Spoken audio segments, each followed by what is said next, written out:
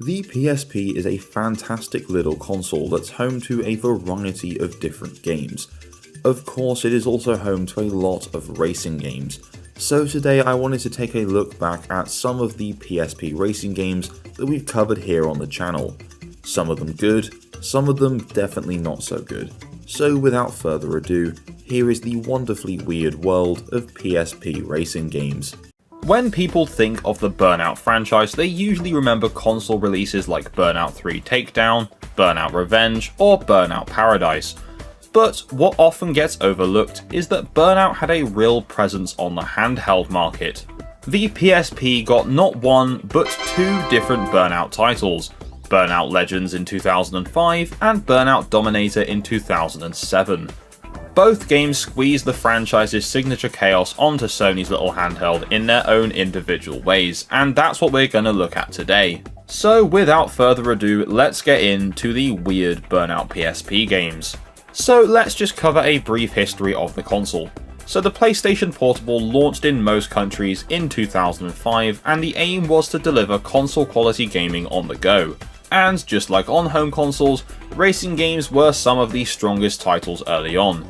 You had titles like Ridge Racer, Wipeout Pure, and Need for Speed, and they all proved the PSP could handle this kind of high-speed action. So naturally, Burnout seemed like a good fit for the console. The big question was, could a handheld capture the speed, the takedowns, and the insane crashes that made Burnout so addictive in the first place? Well, the answer came in September of 2005 with Burnout Legends. So the PlayStation Portable version of Burnout Legends was brought to you by Criterion Games, who were the main developers for the Burnout franchise on home console.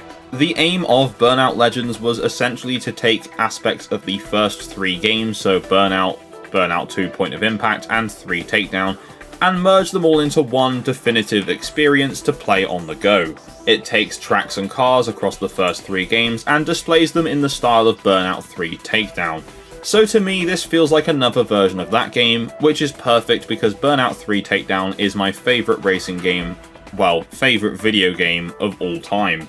So much like Takedown, the primary game mode in Burnout Legends is called World Tour, which is broken up and divided into different car types, and then further divided into different event types. So the event types are as follows: you have a race, which is pretty self-explanatory, Eliminator, which is a race but each lap the lowest ranking car is eliminated, there's Face-Off where you go against one car and you'll win it at the end, then there are Burning Laps, which is basically Burnout's version of time trials, and usually the Burning Laps will let you use a car that you can't typically use until much later on in the game, such as the US Circuit Racer. Then of course we have Crash, where you have to just cause as much monetary damage as you possibly can, Pursuit, where you become the cop to take out one or more racers before the time runs out, and then of course we have the absolute classic, Road Rage. Every single one of these game modes is just as fun as it is in the home console versions of Burnout.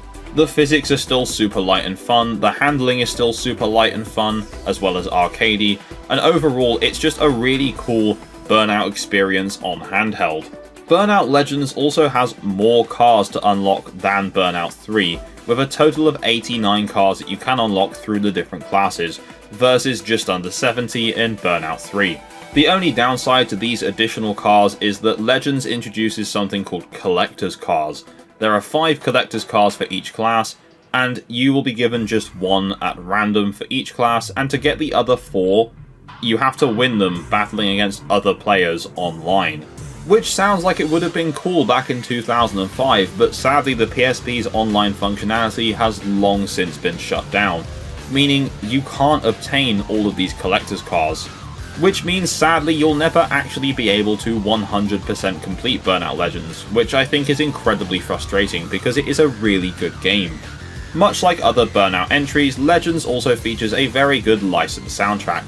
Takedown will always be my favourite of these soundtracks because I'm the most nostalgic for it, but Legends is still a pretty good score nonetheless. Visually, the game is still a charm to look at today. No, it doesn't look as good as its home console counterparts, but it never could. So what we got, bearing in mind it released in the early days of the PSP, I think is very impressive. Now, in terms of the game's critical response, Burnout Legends on the PSP holds an 86 out of 100 on Metacritic, as well as an 8.6 out of 10 user score. Now, it's important to note that Legends was ported to the Nintendo DS later on in 2005 by a company called Visual Impact, and this version of the game was absolutely horrible, currently sitting at an abysmal 38 out of 100 on Metacritic. I have actually covered Legends DS on the channel, so if you want to go and see that review, check that out after this video.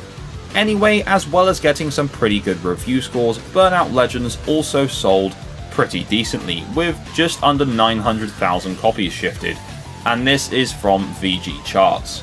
Anyway, if you've not played this version of Burnout Legends before, I would highly recommend it. To me, it feels like a nice companion piece or an extension of Burnout 3 Takedown, so it was pretty nostalgic going into it even if I hadn't played the game before. But anyway, now we know the PSP can handle a game like Burnout, let's see what comes next. Now, before we go any further, if you're a fan of classic racing game series or PSP games, then why not hit that subscribe button and tap the bell for notifications to stay up to date with all my future uploads. And whilst you're at it, if you want to be the first to hear about every upcoming project on the channel, or just come and chat about some cool games, join my Discord server using the link in the description below. Anyway, let's get back to the video. So in early 2007, the world was introduced to Burnout Dominator. This game released both on the PS2 and the PSP, and they're pretty much identical to each other. Now, interestingly enough, Burnout Dominator would lead you to believe it was developed again by Criterion Games, but that is not the case, as this was actually developed by the team over at EA UK, also known as EA Brightlight, who brought you all the Harry Potter tie-in games. When you boot the game up, the Criterion logo still comes up, and in the game manual they are listed as the makers of the game. Which I think is just really strange, because if it's not made by Criterion, don't advertise it as made by Criterion. And that would make Burnout Dominator the only Burnout game in the franchise that was not developed by Criterion, outside of the DS port of Burnout Legends. Anyway, Burnout Dominator moved away from the series Crash Mode and went in a bit more of a linear direction. The main focus of Dominator is the return of the actual burnouts, which you can achieve when you burn through your boost meter without stopping. Then you can chain these burnouts by driving dangerously while using the boost, such as drifting around corners, driving into oncoming traffic, and getting near misses. In fact, there's an entire game mode around this mechanic where you have to try and chain as many boosts as you can and score the highest possible score. Anyway, so once again, the main single player mode in Dominator is known as World Tour, however it is a lot more linear this time compared to previous entries. In prior entries in the series, you could pick and choose events in different regions, at least to a certain extent, but this time around they are divided into classes, and are all displayed to you just in order instead of across a world map. Now, there's nothing wrong with that whatsoever, I personally just think it takes away from the charm of the series. Anyway, so Dominator has the following events: the standard race, you have Road Rage, Eliminator, Burning Lap, then we have a mode called Maniac Mode, which involves you driving as dangerously as you can to earn scores, so again, drifting, oncoming traffic, and near misses. Then there are Grand Prix, which are just 3 races in a row, a Drift Challenge, where you get scored by drifting, a Near Miss Challenge, which is self-explanatory, and the Burnout Challenge, which is what I mentioned earlier, where you have to chain your burnouts. And overall, I'd say that's a good lineup of game modes. Now, as this was not developed by Criterion, the handling in this game does feel a lot lighter and floatier than it did in previous games, and it does take a little bit of getting used to if you spent a lot of time with previous entries in the series. One thing I do like about Dominator is that there are some specific criteria you need to unlock cars in events. So you'll have a race, and yes, you need to get the gold medal to win the race, but it will also tell you you need to get 15 near misses to unlock a certain car at the end of the race. I think that's kind of cool, and adds a new layer into certain events that they desperately needed. And speaking of unlocking cars, there are significantly less cars to unlock and drive in Dominator compared to previous entries, because you only have just over 30 cars to unlock, which isn't a problem, and there are some good cars here, but just a bit disappointing that there are significantly less cars to unlock than in the previous PSP entry as well as previous console entries. Visually, Dominator still looks good today. I think it holds up. I just think that Legends looks nicer. Legends did a better job of capturing what it was to be a Burnout game, whereas I find Dominator has a bit of a weird washed look to it. Anyway, in terms of critical response, Burnout Dominator would go on to still receive some pretty decent review scores, with 76 out of 100 for its Metacritic score, and 7.7 out of 10 for its user score. So not quite as high as some other entries in the series, but still pretty good nonetheless. Dominator also didn't sell nearly as well as Legends did, with just under 500,000 copies sold instead. Still a good number, just not quite as high as Legends reached. Overall, I think Burnout Dominator is still a good game, and I'd love to do a proper full review video on it at some point. I just don't think it's anywhere near as good as some other entries in the series. So to conclude, what's really weird about the Burnout PSP games is that unlike other racing game series that transition to handheld consoles such as the PSP, the games are actually both good. There are certain entries in other franchises such as Need for Speed for the PSP that were definitely not as consistent in terms of their quality. And I think it's weird in the best possible way that both Burnout games on the console actually turned out to be a success. Monochrome Racing. The game that dares to ask, what if colour was optional and fun was a luxury? When you first see this game, you might think, hey, that looks kinda cool. A top-down racing game with a stylish black and white aesthetic. Maybe it's like Micro Machines, and yeah, that's what I thought too. And then I played it. And now I understand what true despair tastes like. So, Monochrome Racing released on the PSP in August of 2011. It also released on Nintendo Wii as a WiiWare title that same month. It was developed and published by a Lithuanian video game developer called Nordcurrent.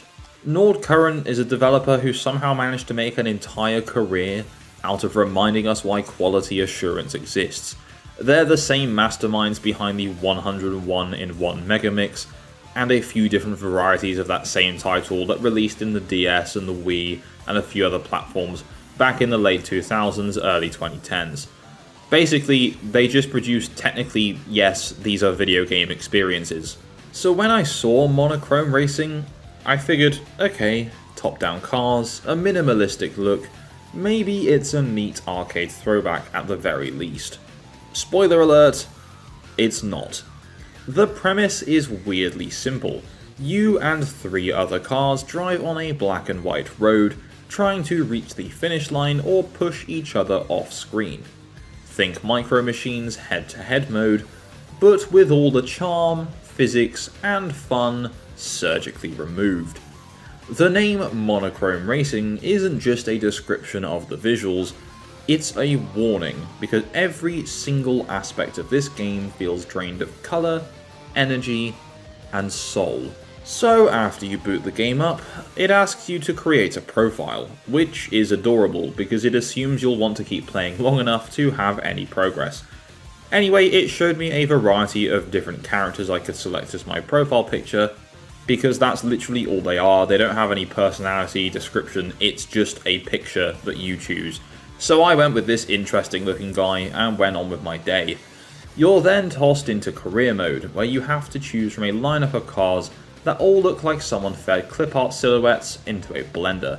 There are 12 vehicles in total, and you unlock them as you progress through the career mode, and then you have to buy them with the currency that you earn by completing events. They all have upgrades that feel about as meaningful as rearranging your couch cushions in a burning house. So you start with some cash, and after each race you earn more. In theory. In practice, it doesn't matter, because winning races is so absurdly easy that you could literally tape down the acceleration button and still come out on top near enough every single time. Now, the career mode also features over 80 tracks, which sounds great until you realise they all look like slightly different variations of the same track that have all been drawn by a toddler just scribbling on some paper who's also never seen a car turn before. Each race takes about 30 seconds to realise you've made a terrible mistake. Not because you're losing, but because you're winning, and it means you'll have to play another one. I'm not kidding when I say some races lasted less than 15 seconds.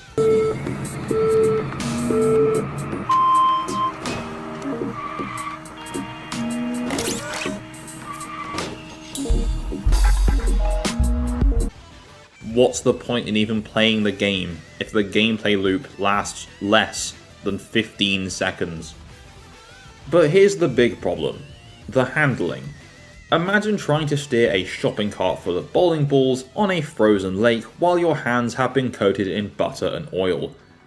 That's clearly the inspiration the devs of Monochrome Racing had. Every car oversteers like it's allergic to the concept of traction.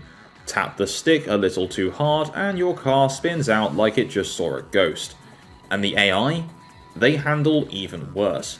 Watching them try to navigate a turn is like watching toddlers learn how to walk near a cliff. Half the time they crash into walls, each other, or even themselves. Sometimes they even turn around and start driving the other way.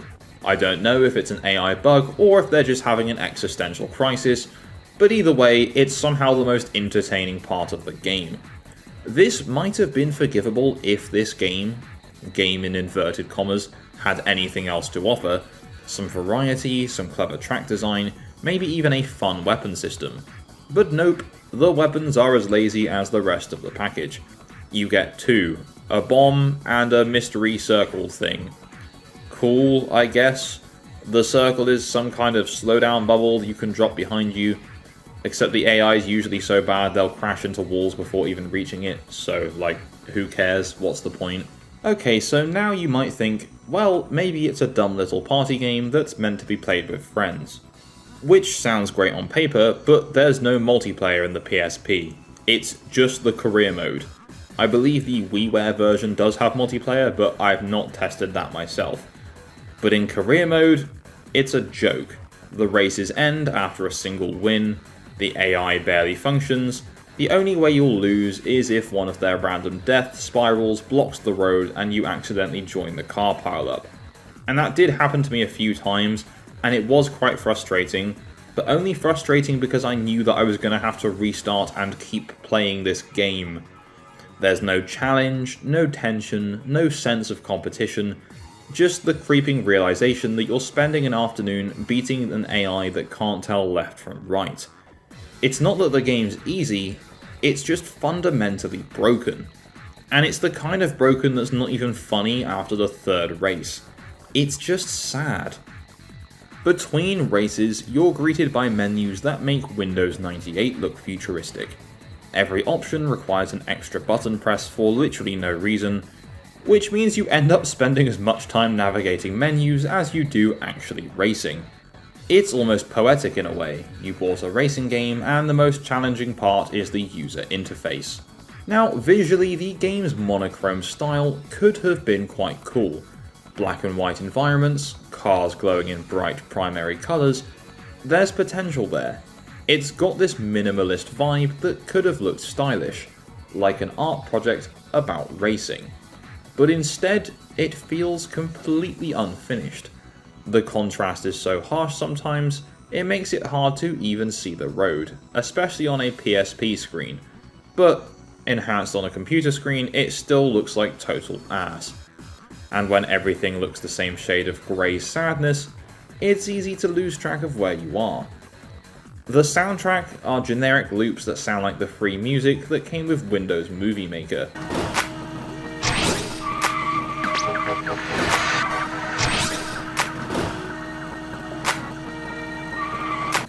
Each race feels like listening to elevator music during a fire drill. Sound effects are equally uninspired because the cars all sound like vacuum cleaners that gave up on life. There's no sense of speed, no adrenaline, just a droning noise that reminds you how long these races actually feel. On top of this, there's not even wheel animations for the top down, just tiny little animations on the images would have made it look just a little bit more polished. But no, you've basically got 4 different coloured JPEGs all in a low resolution, driving around the track. That's what this game boils down to. The saddest part of this whole ordeal is, the idea could have worked. The whole push your opponent off-screen concept was amazing in the old Micro Machines games. It created these intense, frantic moments where one wrong move could cost you the match. That risk-reward tension made it exciting. But Monochrome Racing takes that same idea, beats it up and buries it under lazy AI, boring tracks, and mechanics that punish precision instead of rewarding it. It's like watching someone take your favourite childhood game and reimagine it as a punishment in hell. I mean, the nicest thing I could probably say is, performance-wise, it's fine. It runs at a stable enough frame rate, but considering what's on screen, two-dimensional blobs sliding on grayscale roads, that's the bare minimum. Load times aren't long, thankfully, and honestly, that's about as much niceness as I've got. At a certain point, you start to question, who is this game even for? For kids? No, too boring. Adults? Nah, too broken. Masochists? Possibly? It feels like Nordcurrent saw Micro Machines and thought, yeah, but what if we made that worse, and then somehow overshot the target? It's not even so bad it's good, it's just so bad it's numbing. The kind of game that doesn't even make you angry after a while. You just stare at the screen like you're watching paint dry on a car you don't own. There's no personality, no charm, no ambition, just a grey void filled with cars that hate physics and AI that hates you. And themselves. Now on the plus side, this wasn't an expensive game. This cost about $5 on release on the PSP, or 500 points on the original Wii store. See, you could have bought this, or you could have bought an NES Classic on Virtual Console, and that would have been better. I mean, hell, even original Excite Bike feels more advanced than this. How do they manage that? It's just ridiculous. So now the time has come to rank Monochrome Racing on our worst racing games tier list. And if you couldn't tell from my very positive attitude this video, there is no other space on this tier list other than pure evil for Monochrome Racing to belong in. This has got to be one of the worst games I've ever played in my entire life. It's fundamentally broken, it's incredibly boring, it looks ugly, and its only saving grace is at least it doesn't cost that much, so that you wouldn't have lost loads of money buying this crap in the first place. I mean, even the critic reviews reflect this. There aren't any for the PSP version, but the Wii version currently holds a 25 out of 100 on Metacritic, with low review scores as low as 0. That's how bad this game is. Monochrome Racing on the PSP is one of those games that feels like it exists purely to make you appreciate better games. It's the diet version of a bad idea. All the taste of disappointment, but with none of the flavour of fun. And yet, part of me respects it. Not because it's good, oh god no, but because it commits to being awful with such conviction. It doesn't just dip its toes into mediocrity like we normally see in this series, it cannonballs straight first into it, screaming, "Look Ma, I made a game." Like, I just don't understand how this could have possibly got past any kind of quality assurance. Hello? The road? It's for racing, not parking. It's time to look at Cars games on the PSP. Anyways, there were 3 different Cars games released for the PlayStation Portable, and I have had the pleasure of playing through all 3 of them. And I use the word pleasure very loosely, because I enjoyed like 1.5 of them, and absolutely despised 1. As always, I think this is going to be another mixed bag of a video in terms of my likes and dislikes. Anyway, so first up we have Cars for the PSP, released in summer 2006. Now, this game is already notable because it's the only game out of all the versions of this that did not feature Owen Wilson. This has Keith Ferguson voicing Lightning McQueen. The other actors from the original movie do voice their characters in this game. One thing I will say straight away about this game is the menu music goes so hard.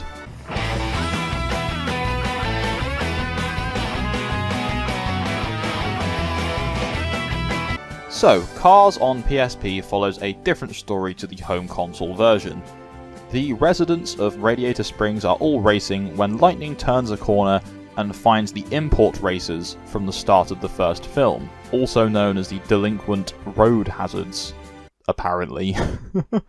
Anyway, these 4 racers were quite literally the epitome of cool in the 2000s for me. Like, I thought every car should look exactly like those 4. Anyway, spoiler alert, these 4 actually have a secret leader. Now, can you think of a certain Cars antagonist that could possibly lead these 4 racers to cause havoc for Lightning McQueen? I wonder. You guys know damn well I'm going to take every opportunity I can to make that stupid joke. That's right, as you play through the game, you find out that they are led by none other than Chick Hicks. Yay, he's back again. Now, I'm just going to say it right out, I really enjoyed Cars for PSP. Is it a perfect game? No. But there was a lot of effort put in. This version of Cars was developed by Locomotive Games, formerly known as Pacific Coast Power and Light. These guys developed Nuclear Strike and Road Rash 64 for the Nintendo 64, and then went on to develop some MX games, and then later on, Cars and Ratatouille for the PSP. They were bought out by THQ in 1999, and then were shut down by them in 2008. But then THQ obviously went bankrupt as well, so I guess karma's a bitch, really. Anyway, whilst I love the tracks on the original Cars home console game, some of the tracks on the handheld version were just super creative and not what I was expecting from this game. As to be expected with a lot of these games, there's a lot of cool shortcuts, but also just some incredible designs all round. There's one level called Iron Horse Junction, which is basically just a train yard, and it's just, I don't know, it was just really captivating for me, and it was something different compared to what I was used to, even if there were loads of those f***ers from Chuggington taunting me every time I went past them. There are some other cool tracks as well, including one where you end up driving through a bowling alley and then you can get a strike each time you go through, which I thought was quite a nice touch, even if the game doesn't actually show you the pins falling over, probably due to technical limitations. The game is broken up into a few segments, so you'll do a couple of races and then you'll get a boss fight between one of the 4 of the gang. You'll get a little cutscene before and a little cutscene after you win, then a few more races, rinse and repeat, all the way through until you get to the final showdown with Chick Hicks, which was actually quite a cool race, I'm not gonna lie. There have definitely been worse races between you and Chick Hicks, and I'm looking at you, Cars for the DS, I'm looking at you. Now, don't get me wrong, whilst I did enjoy this game, it is by no means a perfect game either. It has the standard kind of janky physics you've come to expect from the early Cars games, so if you're like me and you don't like those, then this game might start to wind you up a little bit. If you do like them, then good for you I suppose, because you'll enjoy it a lot more. On top of that, it also suffers from the other problem you tend to see in some of the other games, like how the f*** is Lizzie pulling away from you at the start of the race, and somehow still keeping ahead of you, going at like 200 miles per hour. It's also not a particularly long game either, but this was a handheld movie tie-in for the PSP, so I don't know what I was expecting really. But in the grand scheme of things, for a decent Cars game, these are pretty minor gripes to have.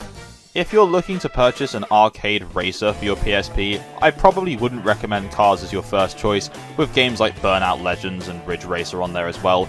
But if you're looking for Cars for your PSP, this is probably the best out of the 3 you can get. The Metacritic score for this game on PSP is 70 out of 100, with review scores ranging from 88 all the way down to 50. Now, I don't really quite understand how this game's earned a 50, I would definitely say the 70 range is where it should be. I must say I had a nice little nostalgia trip when I realised you could look at clips from the film. I scrolled all the way through and found an absolute gem hidden away. Yep, the Cars game featured clips from the movie, but also a trailer for Ratatouille. Just a cool random little piece of history, I guess. Anyway, on to our next game. Okay, so for our second Cars game on the PSP, we have Race-O-Rama. Now, this version is basically the same as the DS version, just a little bit more high-res. This game was developed by Tantalus Media, who also developed Cars International for the Game Boy and the DS, and then this for DS as well. Now, this is the third time that I've played through Race-O-Rama on this channel, albeit for a different platform, but still. My opinion of this game has definitely increased over time, especially for the home console version. Anyway, I'm going to make a point that I made in the DS video on this game as well, is that it just doesn't look very nice. I thought the first Cars game for the PSP actually looks quite good, considering the time it was released and the platform it was on. But Race-O-Rama on this console just does not look pretty at all, it's very pixely. Now I know that art style was used primarily because I assumed they prioritized the DS version first, and this was in the same engine as International on DS. So I'm not surprised, but it's just not very pretty to look at. Now, once again, this game does follow the same story as the home console and DS version. It does feature the cutscenes from that game as well, which is really nice.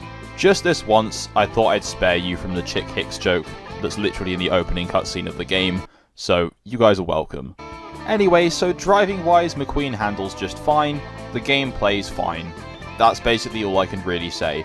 It's easier to control than the DS version, simply for the fact that you aren't using a D-pad this time, you actually have an analog stick that you can move around. Yes, the game looks better than the DS version, but it still doesn't look great, but you can see that Tantalus did put a lot of work into this, so I'm not going to grill them too hard. As I've said before, there's a lot of tracks in this game, and they are all actually pretty good. There's some decent shortcuts, there's some collectibles to get. It's the standard experience that we actually really enjoy. There isn't really much else that I can say about Race-O-Rama for the PSP that hasn't already been said by me in another video or by someone else in a different video. Yes, it has Candace saying daddy in a cringe way. Yes, it has El Machismo voiced by Randy Savage. It's the standard beats that you know I love to make jokes about. Now, much like the DS version, Race-O-Rama doesn't have an official Metacritic score because it only has one official critic review. And that is 50 out of 100, which I don't think is a particularly fair review. I would say around the mid-60s to 70 mark would be acceptable for this game, but that's just me. I'm still going to complain about it anyway.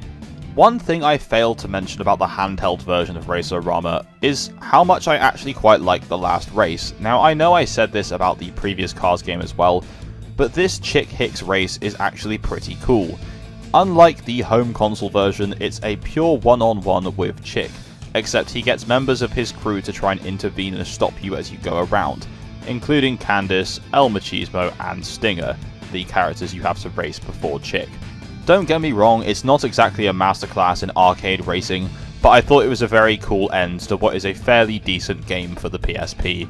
Anyway, so that's pretty much all I have to say about Cars Race-O-Rama. So let's get on to what I can only describe as the worst Cars game for PSP, Cars 2. I don't want to go. Speed. I am speed. How dare this version of the game use that incredible piece of music. Also, I love how blatant the dialogue doesn't match up to Lightning McQueen's mouth moving.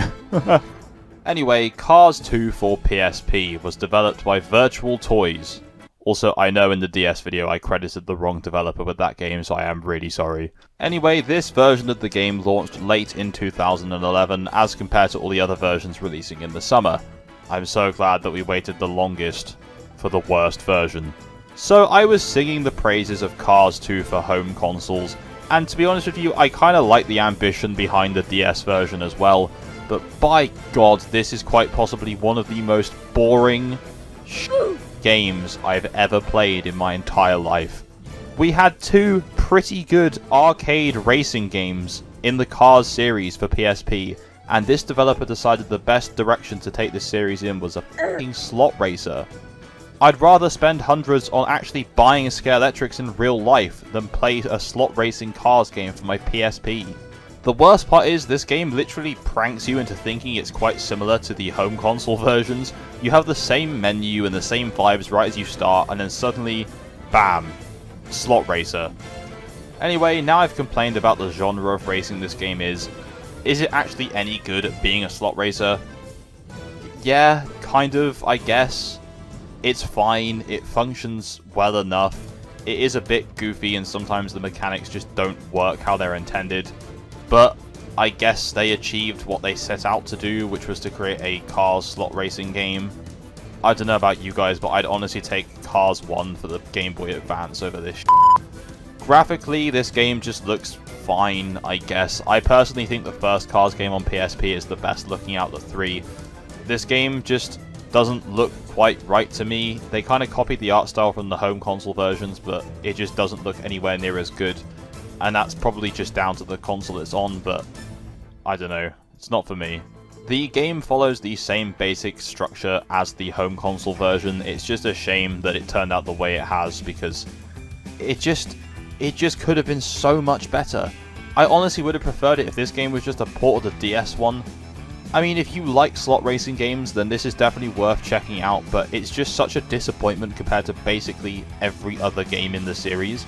Anyway, on Metacritic, this game literally has 3 reviews. 2 of them give it 60 out of 100, and 1 of them gives it 65. Now, obviously, because of my distaste for the genre, I'm a bit biased and probably think it should be lower, but I guess 60 seems about fair for what it is, because at least the game still functions. The other 2 games in this video I actually played through in its entirety, but this I could barely stomach for about an hour before I just gave up, because I'd already seen all that the game had to offer. At the end of the day, this is only my opinion, so take what I say with a pinch of salt. If you enjoy this game, then good for you, that's great. The same goes for any of the other Cars games I've moaned about throughout these videos. If you like them, then good, because they're meant to be liked, that's the point. Anyway, that covers the 3 Cars PSP releases. The PlayStation Portable was home to some seriously underrated racing experiences, and few franchises embraced it like Need for Speed. EA delivered 6 different Need for Speed games on Sony's handheld, each with its own style, strengths, and, well, flaws. Let's go through every Need for Speed game on the PSP, in release order, and break down what made them fast, and what makes me furious. So without further ado, welcome to the weird Need for Speed PSP games. So our first of 6 is called Need for Speed Underground Rivals. It launched alongside the PSP way back in 2005, and was the first handheld exclusive Need for Speed title. It was developed by Team Fusion, who was the handheld department within EA Canada, specifically created for Need for Speed PSP titles. The game is of course a spin-off of the Need for Speed Underground games, so it's very similar in how it plays out. You have either the Underground mode, also known as Career mode, or Quick Race, so let's ignore Quick Race and focus on the Underground. The Underground mode can be broken down into various different event types. You've got your standard circuit race, which is divided into 4 classes: Master, Novice, Pro, and Car Spec. The first 3 are self-explanatory, and Car Spec allows only the compulsory set cars to take part in a particular event. You've got Drag Races, Drift Attack, which you just collect drift points for going on markers. You have a Lap Knockout Race, which again is fairly self-explanatory. Nitrous Run, which to win the race you need to get from one checkpoint to another, and as you pass through each checkpoint you get more time and more boost. There's Street Cross, where you will drive in a narrow indoor circuit, and Rally Relay, where you need more than one car, so you swap into your next vehicle after each lap. Now, as this is an Underground title, there's also some pretty decent customization. A lot of visual parts, but they're mainly in body kit sets as compared to a bunch of different separate upgrades. Unlike the home console Underground games, there's no star rating system ranking your appearance, so it actually doesn't really matter that much except for your own preference. And of course there is physical performance tuning, which is the much more important of the 2 for this game. Each car has 10 different upgrade categories and an overall total of 46 upgrades, mixed between boost, intake and exhaust, engine, turbocharger, chassis, so on so forth. So considering this is a PSP launch title, there's actually quite a lot of content to play your way through here. I mean, there was a hell of a lot of content in Underground 2, so I guess that does make sense. Speaking of Underground 2, the soundtrack in Rivals is exactly the same as Underground 2, except it has 6 new songs as well, including music from My Chemical Romance. Now, so far so good, right?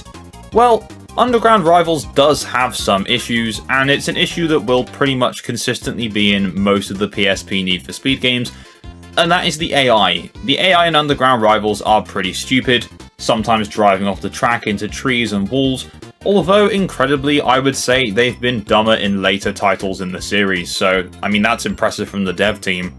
Visually I think the game looks pretty good, the car models are pretty decent, the customization does look nice, and the tracks themselves are pretty passable, especially for a 2005 launch title. The game would go on to review fairly decently with a 74 out of 100 Metascore, as well as a 7.3 out of 10 user score, so pretty much everyone was in agreement here. The game would also go on to have a pretty impressive sales figure with 1.3 million copies sold. These stats are from VG Charts. The game would later go on to the digital store so you could play it backwards compatible on the PS Vita as well. Anyway, that's a pretty strong start for Need for Speed on the PSP. Let's see if it keeps that momentum. So this is Need for Speed Most Wanted 510, once again brought to you by Team Fusion, and of course published by EA. 510 actually also released in 2005, so we got 2 Need for Speed PSP titles in 1 year.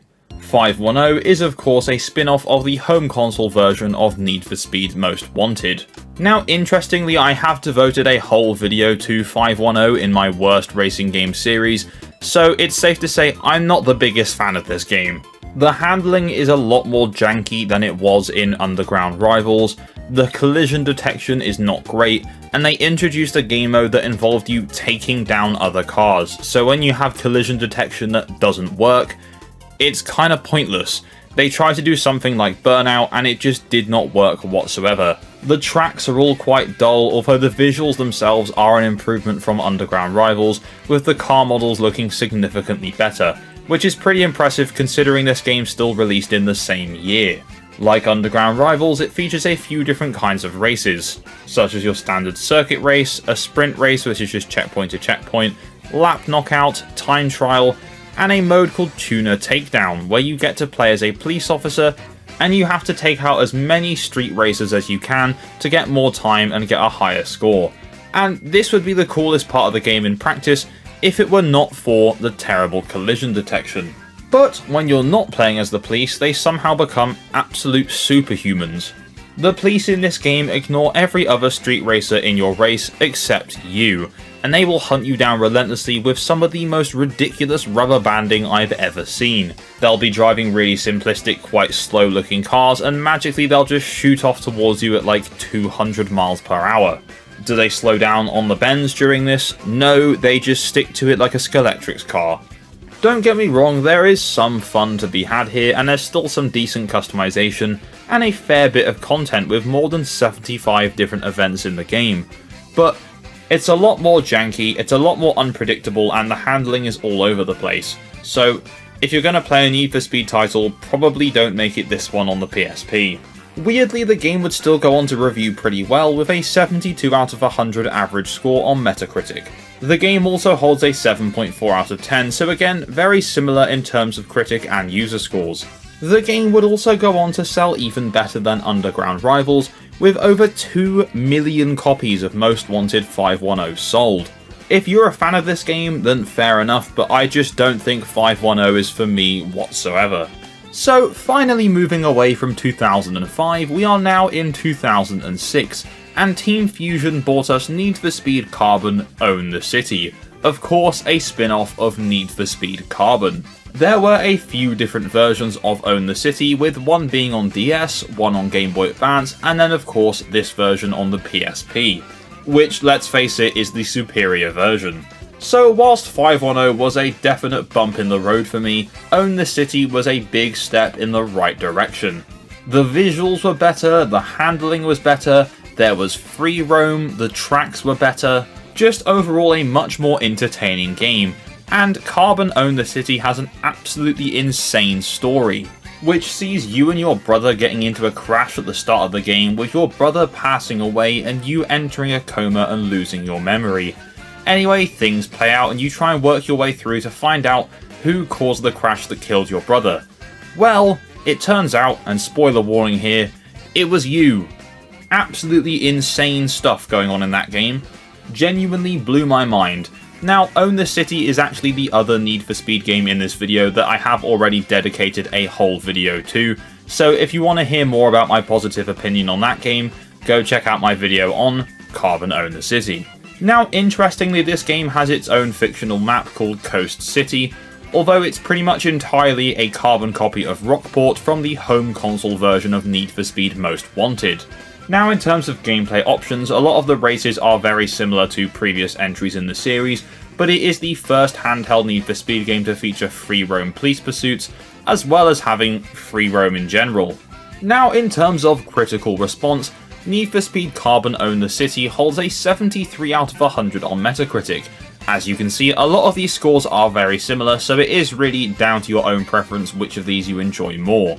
However, the user score for this game is a little bit higher with a 7.7 out of 10. And again, this game would go on to top the sales figures from the previous two entries with 2.4 million copies sold, which is very impressive. So Carbon Own the City was once again a big step in the right direction for the Need for Speed PSP series. So let's see if that momentum continues. So 2007 came along and gave us Need for Speed ProStreet on everything except the PSP, where this would get a release in February of 2008.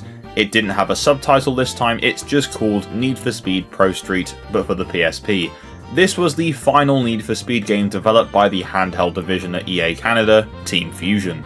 So with ProStreet, EA steered the franchise towards a more realistic approach, and on the PSP this translated into a more grounded and track-based experience. Visually, this was the most impressive Need for Speed game on PSP yet, and I would say it still holds up today. So the meat and potatoes of ProStreet is the career mode, and there are a few different difficulties that you can play under which are called driver personas. So you have Full Assist, also known as the Weekend Warrior, where you get much more assisted driving, but less rewards at the end.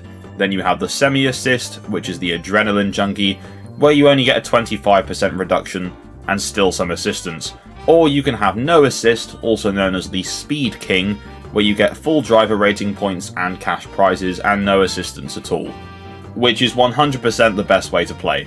There are a variety of different event types such as standard circuit racing, lap knockout racing, and then time attack, speed trap, which was quite interesting. You compete against other racers and go through a range of different speed traps to set the highest total speed. There's a gate knockout, which is basically like lap knockout but shorter, and then sprint racing, which is just a point-to-point race. The incredible customization from previous Need for Speed titles is once again in this game, with both visual and performance level upgrades. One thing that is good about earlier Need for Speed titles is they really get you to invest in just one car or a couple of cars as you progress. That feeling isn't really here so much in ProStreet because certain events require certain classes of cars, and they just hand you some cars as you progress on through. So it's not like you just buy one Volkswagen Golf or Ford Fiesta and just street race that for the rest of time. You have a variety of different cars that get a lot faster as you progress through the game. They also introduced damage in this game, so if you hit too many opponents or crashed into too many walls, your car would start to see some major performance issues, and if you wanted to repair it, well, you had to repair it, then it would be taken from whatever you earned at the end of the race. Gone is the street racing and free roam of previous Need for Speed titles. Here we have track-based real-world locations, primarily taking tracks from America such as Texas World Speedway and Portland International Raceway. However, there were a couple of tracks from Japan, a few from Germany, and then one from Ireland. The game also introduced a mechanic called Driver Intuition, which was essentially an optional racing line. In the two difficulties that still had some assistance, the racing line would automatically be put on just on corners, but if you were playing on the no assist difficulty, then the only way you'd get that driving line is if you activate it. And there are some benefits to using it because if you do drive along the driving line, then you do get an acceleration boost. But you know, who needs a driving line? I definitely know what I'm doing. The PSP version of ProStreet shares the same original soundtrack as the home console version, so there was an original score composed by Junkie XL, but there was also a range of licensed songs from bands such as Avenged Sevenfold. This version also allowed you to add your own tracks in if you had any MP3 files stored on your PSP, although you could only play them on the menus and not in the races. Now, across the board, Need for Speed ProStreet was not the best reviewing game in the series. In fact, it took a little bit of a dive even in its home console versions in terms of its overall review scores. Home console versions of the game were averaging between about 60 to 70, and the PSP version actually only scored 57 out of 100. I was actually quite surprised by this because I had quite a good time playing it. I thought the handling was pretty decent, the visuals were nice, but then again, it did kind of move away from the standard Need for Speed formula at the time, and that wasn't for everyone. Again, that's just my opinion. If you're not a fan of this game, fair enough. These lower review scores would also reflect in the game's sales figures, because the PSP version of this game sold just shy of 800,000 copies, which is significantly less than its predecessors. Now, if you've made it this far into the video, then simply just comment the word speed down below. Now, whilst ProStreet PSP may not have been for everyone, the next entry, at least for me, is where the PSP Need for Speed series grinds to a halt. And that is Need for Speed Undercover. Once again, 2008 was a year that had 2 Need for Speed PSP releases, with this one releasing in November of that year. As the name would suggest, you are playing an undercover cop trying to investigate a series of crime lords. To investigate further, you need to earn more respect from street racing, and that's exactly what the game is. But that's all the game is. So, as I mentioned, ProStreet PSP was the last game in the series to be developed by Team Fusion. Undercover PSP was brought to you by the developers behind Die Hard Nakatomi Plaza, and that is Piranha Games. You may also know them for the Mech Warrior series. Anyway, Undercover for me was a big downgrade for the PSP series. Yes, it did go back in the street racing direction, which was cool, but those streets look horrible. The environments do not look good. The car models themselves, yeah, they're still pretty good, but the actual game to me just looks quite ugly. The handling is okay, there's still a decent amount of customization and a decent amount of gameplay modes. You've got standard lap-based races, checkpoint races, sprint races, cop takeouts where you have to immobilize police vehicles. There's escape, which is exactly what it says on the tin, escape a police pursuit. There is still quite a lot going on here, but it just feels incredibly average and doesn't look that great. I mean, hey, at least the cutscenes are kind of entertaining. Looks like you've met Hector Mayo. Good. He has a small ring of car thieves in the area. Not bad at all, homeboy. Now again, across the board, review scores for this game would not be that great. In fact, they were even lower than ProStreet. Most versions of the game sat between about 55 and 60, with the PSP version being below that with 52 out of 100 on Metacritic. Again, these reviews would translate to about the same level of sales as ProStreet, with just under 800,000 copies sold. Now I wonder, will the series make a little recovery for the final game on the PSP? So just under a year later, in September of 2009, along came Need for Speed Shift. So after the response to ProStreet trying to go more realistic wasn't that great, they tried to go back to street racing with Undercover, where the response also wasn't that great, so the next logical step was to just make it even more realistic with Need for Speed Shift. And you know what? It kind of paid off. The PSP version of Shift was brought to you by EA Bright Light, or also used to be known as EA UK. This development team were responsible for a variety of different games, such as every single Harry Potter movie tie-in game all the way up until the Deathly Hallows, as well as Burnout Dominator, and some board game video game adaptations such as Monopoly and Trivial Pursuit. Anyway, so Shift on the PSP presents itself in a more realistic way, as does every other version of the game, except every other version of the game does feel more realistic. This still kinda has the same handling as all the previous Need for Speed games on the PSP. And that's not really a problem, it still works pretty well, it just doesn't have the same feel as the console version. The car models all still look really good, the environment itself looks a lot better than it did in the previous entry, and overall this is just a much more solid game. Need for Speed Shift came at a time where there were talks of just cancelling the Need for Speed franchise entirely. After a couple of rough entries, the series needed a nice little adrenaline boost, and thankfully this was the right step. What happens when you take a fantastic rally title and try and squeeze it onto a handheld device? Well, this. The PlayStation Portable, Sony's beautiful little brick of magic, home to UMD movies, some fantastic titles, and a weird feeling of superiority over anyone who owned a DS. And in 2009, Dirt 2 decided to slide its way onto the PSP. Because rally cars, portable, who could resist? Is it a worthy detour into the world of handheld racing, or does it crash harder than me trying to parallel park a Subaru? Or really trying to parallel park anything? Let's find out. First off, a quick history lesson. Dirt 2 was the sequel to Colin McRae Dirt, part of the long-running rally series named after the late great rally legend Colin McRae. This was the first game after he passed, but for some reason the PSP version doesn't have the tribute to him. Anyway, the console version was a visual showstopper, huge jumps, crazy lighting, and a user interface that looked like a Mountain Dew commercial. The PSP version, well, let's just say, it tries its best.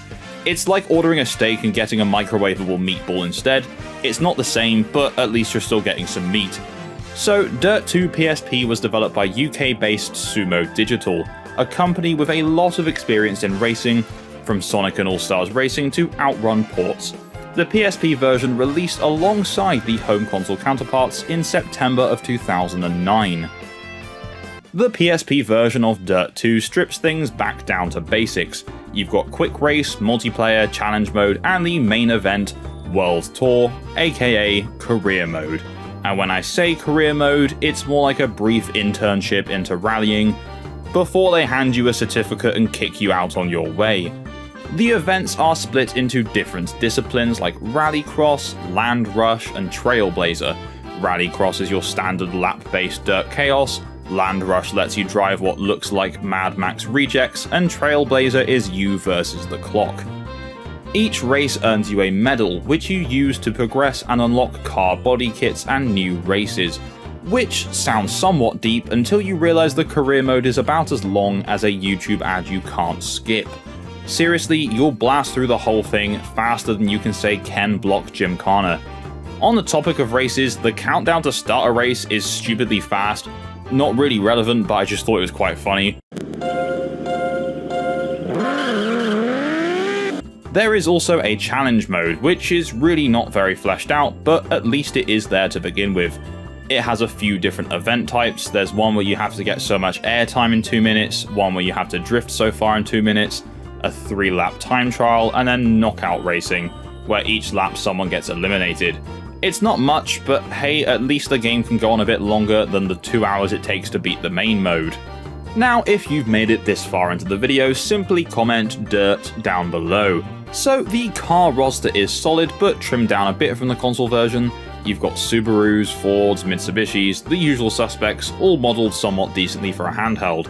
They don't have the detail of their console cousins, but hey, they do vaguely resemble the cars they're claiming to be, and that's what counts.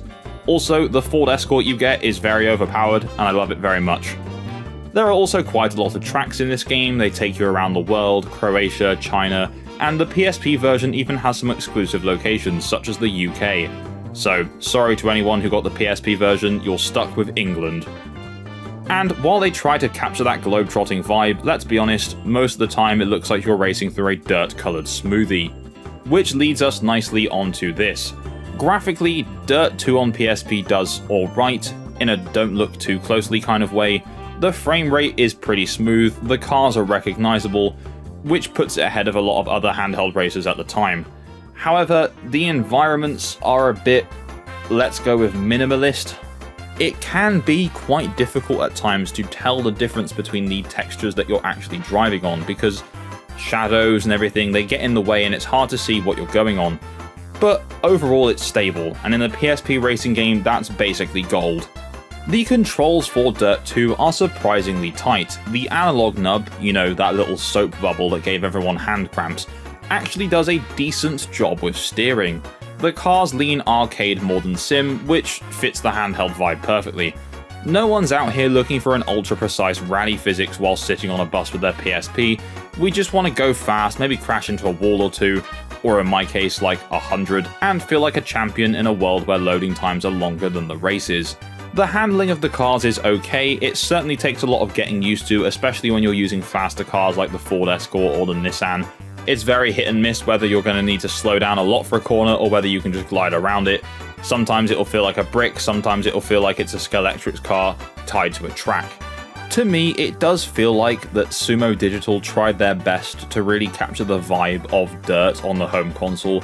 The menu design is still pretty clean, the races still attempt to feel a bit more high energy, and there's still a decent lineup of songs. But the problem is the AI. Oh boy, the AI in this game are not good. Even on the hardest difficulty in the career mode, you will still breeze your way through without much difficulty whatsoever. They crash a lot, they spin out all the time, and it doesn't really feel like you're there to race them. They just kind of feel like a very small obstacle to overtake in like the first 10 seconds of the race, and that's it.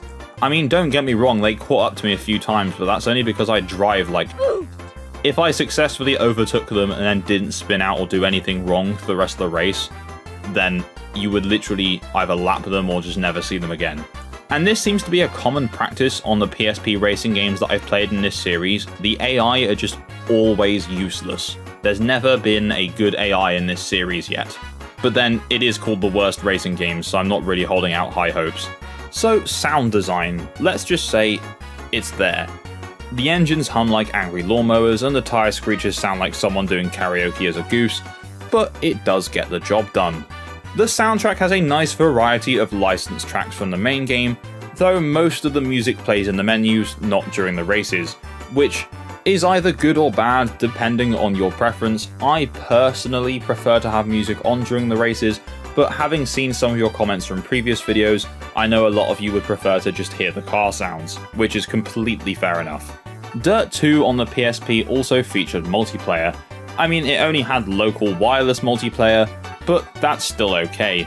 Not great unless you lived in a magical neighborhood where everyone had a PSP and a copy of Dirt 2, but I'm sure someone played local wireless Dirt 2 PSP. In fact, if you did, please let me know in the comments, I'd love to know. And as for replay value, unless you're super into unlocking literally everything or replaying events for better times, the game is a bit thin. It's more like a snack than a full course meal. So what is the final word on Dirt 2 for the PSP? I mean, it's short, it's scrappy, it's not winning any beauty contests, and honestly, it didn't fare too well with critics. The home console games were in the high 80s on Metacritic, whilst this version is sat at a measly 55. But it's a surprisingly okay rally racer you can carry in your pocket, and honestly, did you really want much more from a PSP rally title? Sure, it won't replace the console version, and the career mode might leave you saying, wait, that's it? But for a quick dirt fix on the go, Dirt 2 is still worth a spin, especially if your PSP still works and you've got a craving for old school handheld chaos. So now the time has come where we have to rank this middling game, and for me, it has to be another meh. It's not quite in the actually not bad category due to some really poor AI and a large lack of content, but honestly, the game is okay. Hopefully soon we get an entry to a new category as the meh section is really starting to fill up. Anyway, that takes us to the end of our look at Dirt 2 PSP, and with it this episode of Worst Racing Games. Now, would you rank Dirt 2 for the PSP any differently than I did? And as always, again, if you have any suggestions for games you want to see in this series, put it all in the comments down below. If you enjoyed this video, please don't forget to leave a like, and if you haven't done so already, subscribe and tap that bell for notifications of my future uploads. Until then, I will see you in my next video. Bye bye.